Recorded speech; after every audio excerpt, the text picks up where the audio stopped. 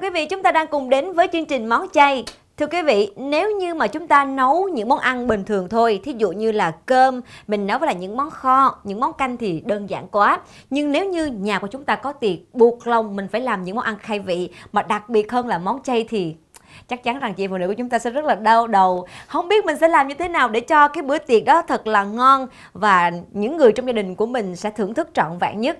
Và tất nhiên mình sẽ gặp một người rất là giỏi trong việc nấu nướng, sẽ giúp cho quý vị gỡ rối ngay bây giờ. Xin mời quý vị, chúng ta sẽ gặp gỡ đầu bếp rất là dễ thương và rất là giỏi, cô Doãn Cẩm Vân ạ. Con chào cô.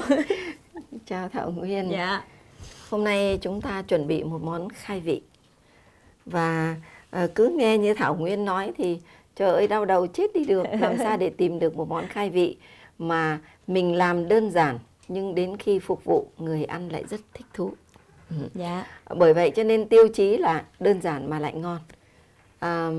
Hoàn thắn là một loại da để mà gói nhân, không có kêu bằng xa lạ đối với lại những bà nội trợ. Dạ, đúng không nào? Dạ. Và ngày hôm nay tôi xin dùng chính lá hoàn thắn đấy để làm một món chiên, đó là món hoành thắn chiên giòn. Dạ. Để thực hiện được một lá hoành thắn chiên giòn, chúng ta cần các nguyên vật liệu như sau. Trước hết là một nửa miếng đậu hũ khuôn, 1/4 miếng tàu hũ ki tươi, 3 cái nấm bào ngư và khoảng 150 gram lá hoành thắn. Gia vị đi kèm sẽ gồm có hạt nêm, nước tương, dầu hào, đường, hạt tiêu và chấm với tương xí muội. Bây giờ với hoành thắn thì chúng ta không cần phải nghĩ ngợi gì, bởi vì bản thân nó là từ cái miếng bột người ta đã cán ra thành những hình vuông như thế này. Dạ. Và tùy theo ý các bạn muốn to hay bé mà chúng ta mua cái lá hoành thắn to hay bé. Cỡ này thì khoảng 6 cm, nhưng mà chúng ta cũng có cái loại khoảng 10 cm để chúng ta làm những cái loại da bao khác. Về nấm thì tôi bằm nhuyễn. Về tàu hũ ki tôi cũng bằm nhuyễn. Bây giờ đối với đậu hũ thì chúng ta sẽ luộc. Tức là chúng ta sẽ luộc khoảng 10 phút. Sau đấy chúng ta để nguội và chúng ta bắt đầu ép nước. Thì sau khi ép rồi thì cái đậu hũ này nó sẽ dẻo hơn và chúng ta trộn nhân nó sẽ ngon hơn. Rồi, bây giờ thì nhờ Thảo Nguyên dằm dùng cho cô Vân. Dạ. Dằm nhuyễn luôn ạ? Đúng rồi, dằm nhuyễn. Nếu mà các bạn luộc á, rồi các bạn làm cái món này thì các bạn sẽ nhìn thấy rõ ràng rằng cái đậu hũ nó dai hơn. Phải không nào? Thảo Nguyên có thấy nó dai hơn. Dạ, con thấy nó dai hơn rất nhiều. Chứ thường đậu hũ kia là mình chỉ cần ấn nhẹ thôi. Đúng rồi, ấn nhẹ là nó sẽ nát hết. Rồi, bây giờ sau khi mà mình ấn nát rồi á, bây giờ chúng ta sẽ cho nấm bào ngư băm nhuyễn, rồi tàu hũ ki băm nhuyễn. Và chúng ta sẽ cho gia vị. Gia vị sẽ gồm có một ít hạt nêm, một ít nước tương, một ít dầu hào, rất ít đường. Sợ cháy phải không ạ? Không phải sợ cháy mà nó ngọt quá nhân nó sẽ không ngon.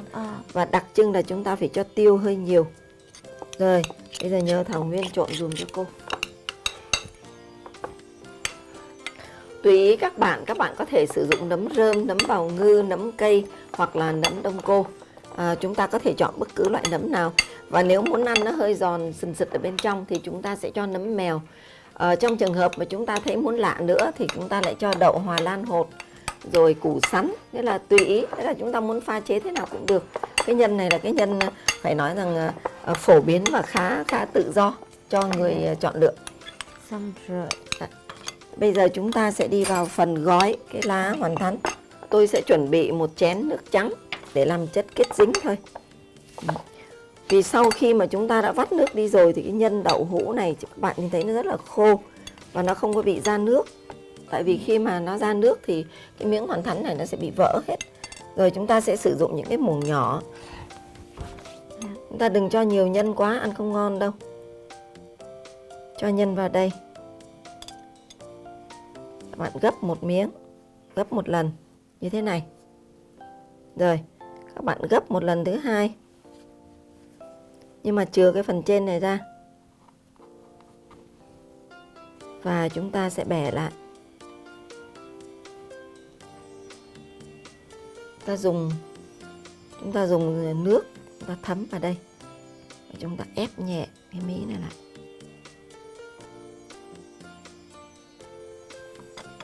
Tôi làm lại. Nào, bây giờ nào, Thảo Nguyên làm cùng với cô nào. Đây nhá, chúng ta cho nhân này, rồi chúng ta gấp này. Thì các bạn đừng có gấp cái mí này mà tràn qua cái mí kia. Chúng ta chỉ gấp cái này thôi. Xong rồi chúng ta lại gấp xuống. Vậy là bây giờ chúng ta đang có một cái hình như thế này nhá. Rồi, hồi nãy là Thảo Nguyên gấp như thế này vào. Đó, nếu mà các bạn gấp như thế này thì nó giống như cái bao thư. Nhưng mà mình không thích làm giống cái bao thư. Thì các bạn sẽ nhìn đây, nhìn tay tôi. Tôi bẻ xuống, tôi quanh lại. Ôi, con đã làm được. Đúng rồi, rất là nhanh. Rồi, bây giờ thì chúng ta tiếp tục. Rất là đẹp. Cô ơi, thí dụ trong quá trình mà mình chiên hoành thánh đó cô, nó bị rách mất tiêu.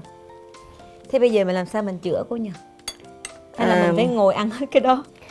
Nếu mà các bạn chiên hoành thánh mà nó bị vỡ thì chúng ta sẽ cho nó vào hàng phế phẩm. Ồ, lỡ mà nguyên một nồi đều vỡ hết. Nếu mà nguyên một nồi vỡ hết thì các bạn phải tự xem lại cách gấp hoành thánh của mình. Bởi vì khi chúng ta làm thì chúng ta phải chắc chắn rằng lá hoành thánh này nó không bị vỡ. Các bạn biết rằng lá hoành thánh nó làm từ bột mì và nó đã hầu như là đã chín rồi. Người ta thường bán chung với lại mì. Cho nên khi làm thì các bạn cẩn thận. Chính vì thế cái nhân của chúng ta không có được ướt quá. Rồi, hoành thánh chiên rất nhanh chín vì bản thân vỏ của cái miếng hoành thánh này nó đã được chín sẵn. Dĩ nhiên chúng ta không ăn sống, thế nhưng mà nó cũng đã là một chín một phần rồi. Và có hai cách. Một là chúng ta nấu nước dùng và chúng ta sẽ dùng những cái viên hoành thánh này để chúng ta làm hoành thánh nước. Trong trường hợp chúng ta không thích, chúng ta muốn làm món khai vị, món ăn chơi thì chúng ta sẽ chiên. Và bây giờ tôi sẽ thử dầu. Thì các bạn có thể dùng một cái lá hoành thánh và chúng ta thả vào. Nếu các bạn thả vào mà nổi lên ngay thì bây giờ viên hoành thánh nó sẽ bị cháy. Cho nên là chúng ta để lửa nóng vừa phải. Thả cái lá hoành thánh vào và cái lá này nó sẽ nổi lên từ từ. Với là nó nổi từ từ lên là mình mới cho vào được. Đúng rồi. Còn nó bật lên luôn là mình không nên cho thì mình sẽ giảm nhỏ lửa. Bây giờ tôi sẽ thả từng cái viên hoành thánh vào đây.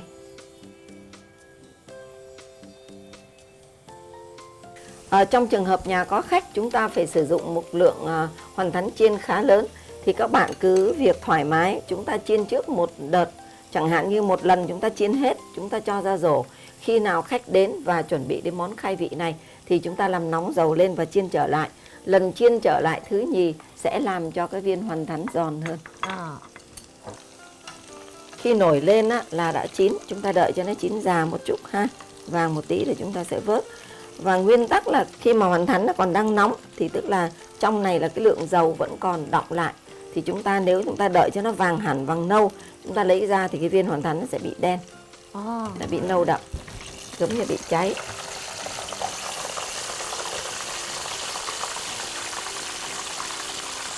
Vậy là mình ước lượng phải không cô ạ? Chứ tại vì con thấy là nó vàng rồi nè. Nó vàng rồi là Thảo Nguyên sẽ thấy là cô Vân lấy ra. Và một tí nữa cái này tiếp tục vàng nâu hơn một chút. Khi nó xuống màu như thế này là coi như là nó đạt. Thường thì chúng ta sẽ dọn kèm cái này với lại tương xí muội. Mời Thảo Nguyên dùng thử. Đây là mình sẽ chấm với lại tương xí muội. Nếu các bạn thích cay thì chúng ta sẽ cho thêm tương ớt. Hoặc thật cay thì chúng ta sẽ chỉ dùng tương ớt mà thôi. Bây giờ Thảo Nguyên sẽ thưởng thức thử như thế nào quý vị nhé. Xin mời ạ.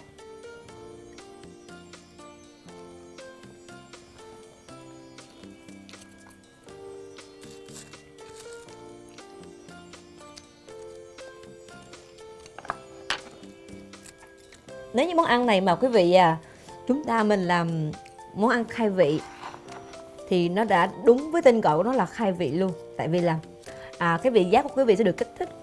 Tại vì món ăn này rất là ngon, nó vừa giòn, rồi xong đó có vị béo của đậu hũ này, của đậu hũ ki nữa phải không ạ? Đậu hũ ki Dạ vâng. và Tất cả nấm. mọi thứ, nấm nữa. Giòn rụm, chúng ta nhai đến đâu cảm giác rất là thoải mái đến đó. Một món ăn có thể là làm cho mình dễ chịu hơn về mặt tinh thần. Rồi thì bây giờ thì chúng ta có thể là mời, nếu mà thường cái món ăn này chúng ta làm buffet là rất là dễ thương luôn. Cho nên là chúng ta cứ chuẩn bị những cái đĩa xinh xinh để sẵn như thế này, và một đĩa thì khoảng vài ba cái hoàn thắn mà thôi. Wow, đây là món ăn khai vị mà Thảo Nguyên nghĩ rằng là tất cả quý vị chúng ta đã cảm thấy vô cùng hài lòng, vô cùng mãn nhãn khi mà xem món ăn khai vị của chúng tôi. Vừa đẹp, vừa ngon, vừa giòn. Nói chung là tất cả những khẩu vị thật là tuyệt vời đều nằm ở món khai vị này. Chúc quý vị khi nấu sẽ thành công nhé. Và không quên gửi lời cảm ơn đến cô Cẩm Vân đã có một món ăn mà Thảo Nguyên nghĩ rằng là chị em phụ nữ sẽ được gỡ rối trong tích tắc. Cảm ơn cô rất là nhiều. Và chúng tôi cũng không quên gửi lời cảm ơn đến tất cả quý vị đã cùng dành thời gian theo dõi chương trình của chúng tôi. Đến đây xin được nói lời chào tạm biệt và hẹn gặp lại. Xin chào.